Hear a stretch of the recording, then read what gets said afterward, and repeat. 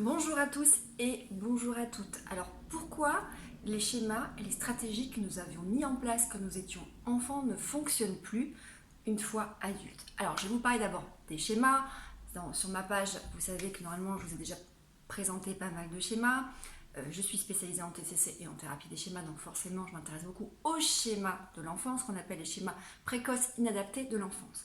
Alors je vous rappelle qu'un schéma, c'est une thématique qui revient souvent, qui se présente d'ailleurs sous forme de scénario, d'auto-sabotage qu'on retrouve encore et encore et encore. Donc si vous avez l'impression de revivre souvent la même chose depuis votre adolescence, votre enfance, jusque maintenant, à l'état adulte, que ça se reproduit, que ça se reproduit, que ça se reproduit, c'est peut-être qu'il y a un schéma. Donc c'est une thématique qui est récurrente et qui est intense. En tout cas, émotionnellement, on peut démarrer au quart de tour par rapport à cette thématique. Une thématique qui peut être l'abandon, le perfectionnisme, l'échec, etc., etc.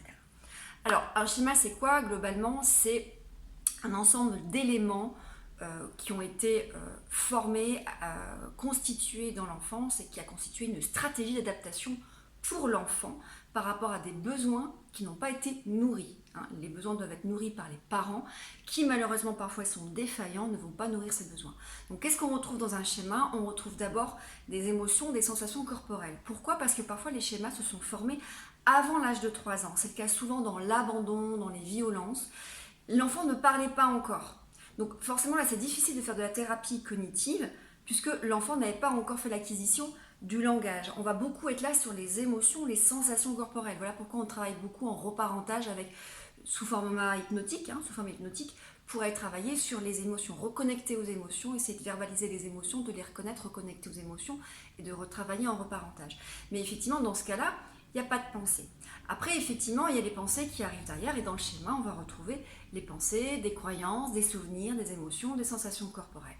Et puis, ce schéma qui s'est constitué dans l'enfance va amener ce qu'on appelle des stratégies d'adaptation, des comportements pour se protéger. Alors, forcément, tout ça est très utile dans l'enfance, mais on verra que quand on garde un schéma une fois adulte, au contraire, on est dans une forme d'auto-sabotage. Et on a 3 façons de maintenir son schéma.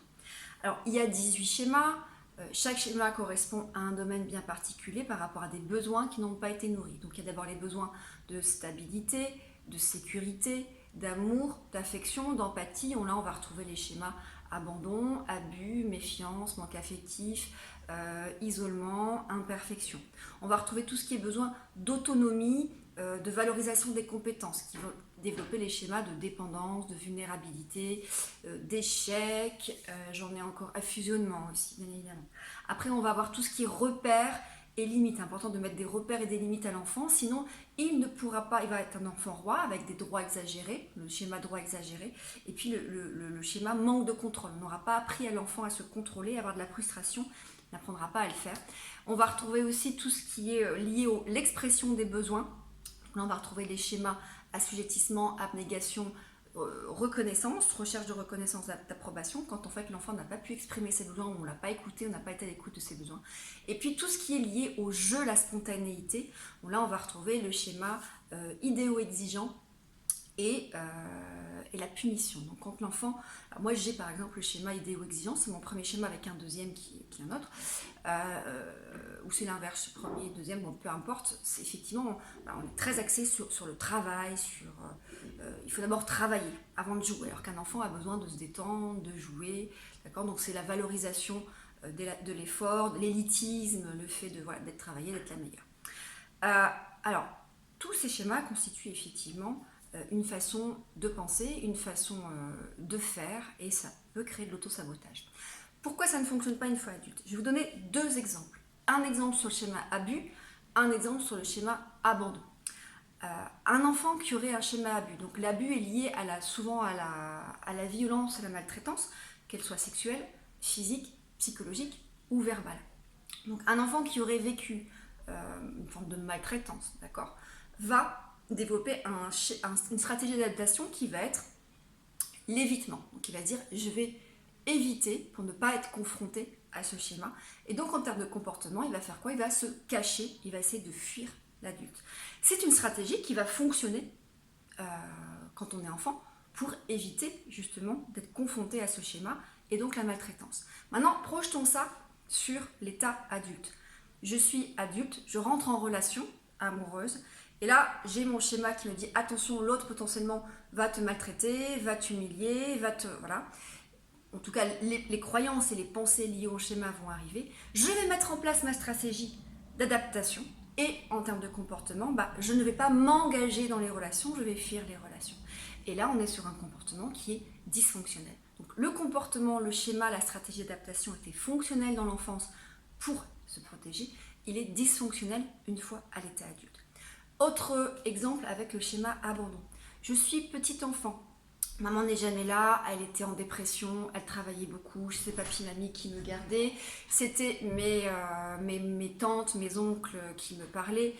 Je vais par exemple, du coup je suis en insécurité, en angoisse, je demande où est maman, et quand maman va arriver, je vais adopter une stratégie d'adaptation à travers, alors qui va être là plutôt de la compensation, qui va être un comportement de colère, de surinvestissement de la relation ou de bouderie. De telle manière, est-ce que maman me prenne dans les bras et me fasse un petit câlin. La stratégie fonctionne là, puisque l'objectif, c'est bien de éviter mon schéma d'abandon et d'attirer de l'amour à moi, de l'affection à moi. Projetons maintenant à l'état adulte. Je suis un adulte de 30 ans. J'ai mon épouse qui doit partir en voyage à l'étranger ou qui doit sortir avec des copines.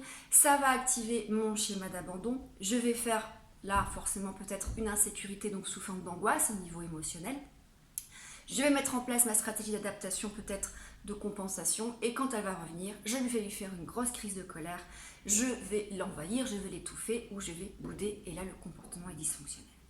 Donc vous voyez bien qu'il y a en fait systématiquement un lien entre ce qu'on a vécu dans l'enfance et ce qu'on vit à l'état adulte, mais ce qui était plutôt adapté quand on était enfant pour nous protéger, ou du moins soit pour fuir un schéma, soit pour nourrir les besoins que le parent n'arrivait pas à nourrir, forcément derrière on a gardé ces modes de fonctionnement à l'état adulte, mais ça ne fonctionne plus.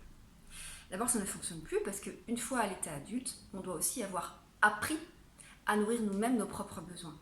Et pour pouvoir apprendre, je regarde un peu l'heure, à apprendre à nourrir nos propres besoins, il faut bien qu'on nous l'ait appris. Et c'est là où les parents ont un rôle primordial à jouer. S'ils n'ont pas été sécurisants, je n'ai pas appris à me sécuriser tout seul. S'ils n'ont pas été là, je n'ai pas pu développer ma stabilité toute seule. S'ils m'ont pas appris l'autonomie, la responsabilisation, l'indépendance, je n'arriverai pas à me débrouiller tout seul. Voilà. Si ils m'ont pas mis de repères, s'ils m'ont pas mis de limites, je serai un enfant qui aurait un adulte qui aurait une faible tolérance à la frustration. Je penserais que tout m'est dû, que j'ai plus de droits que les autres.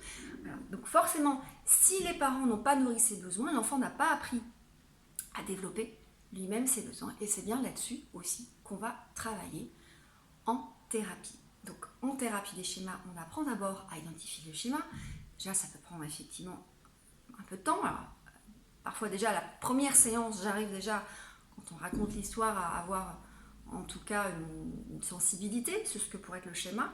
Puis après, il faut quand même creuser un peu, comprendre la provenance, l'histoire de l'enfant, voir comment ça se répète dans l'adulte, à l'âge adulte, quels sont les scénarios qui reviennent systématiquement, comment j'entretiens ça à travers mes croyances, mes comportements, comment émotionnellement je vis ça, parce que souvent on va retrouver un schéma à travers les sensations corporelles, les émotions, et puis comment j'arrive à changer mes croyances, changer mes comportements, travailler sur mes émotions, faire un lien entre le passé et le présent, pour pouvoir non pas supprimer le schéma, on ne supprime pas les schémas, on les assouplit.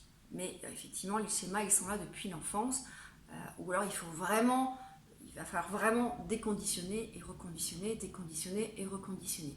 Et quand on a appris pendant des années, alors j'ai des patients qui viennent me voir qui sont jeunes et je me dis, voilà, vous avez 20 ans, voilà, on va pouvoir vraiment apprendre à travailler, mais quand des personnes viennent me voir, ils ont 40, 45 ou 50 ans, c'est beaucoup plus compliqué parce qu'ils ont conditionné, voilà, en tout cas ils ont des habitudes, des façons de penser, des façons de réagir, des comportements, des stratégies d'adaptation qu'ils connaissent depuis l'enfance. Et forcément là, on va leur demander de changer tout ça. Et là, c'est beaucoup plus compliqué, mais ce n'est pas impossible. Voilà, j'espère que cette vidéo vous aura été utile. À très bientôt.